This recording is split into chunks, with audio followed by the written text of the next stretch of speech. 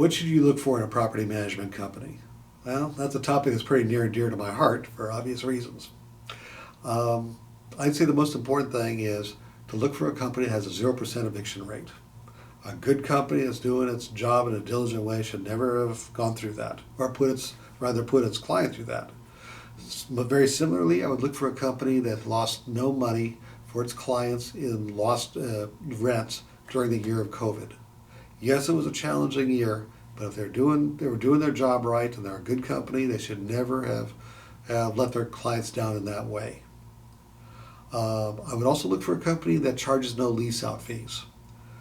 It's not fun to work for a time without getting paid, but it's a very important sacrifice in my view. A property management should only work on the basis of a percentage of rents received. In my view, if they do not, it undermines that necessary relationship of trust that has to exist between the company and the client, and is therefore a very, very bad thing on a fundamental level. I would look for a company that has no in-house maintenance staff. Why do I say that? Well, I try never to bet against human nature. Not accusing anyone of anything, but we're a frail species. When you have a situation, a slow maintenance month, and the money is going out in the payroll, but not much money is coming in, there's a temptation to drum up some unnecessary maintenance work to make the books balance, and you don't want to be on the wrong side of that, in my opinion. I would also see to it that I was not in a situation where I was vulnerable to being passed off to what I refer to as 27-year-old Jimmy in the cubicle down the hall. A lot of property management companies, unfortunately, what they'll do is they'll send someone like me out who will talk to you about managing your property. They'll have all the answers. They'll make you feel very secure. They'll provide insights. They'll get you to sign on that dotted line on the property management agreement. And some weeks or months later, you're passed off to Jimmy in the corner who's just new to the property management business and has never been to your part of the city and really has no idea how to deal with the issues that relate to your property and assure your long-term prosperity. Lastly, I would seek a company that values personal relationships. When I started the real estate business over 20 years ago, there was a joke in property management that property management would be such a good business if it just weren't for the clients and the tenants. Ha ha ha.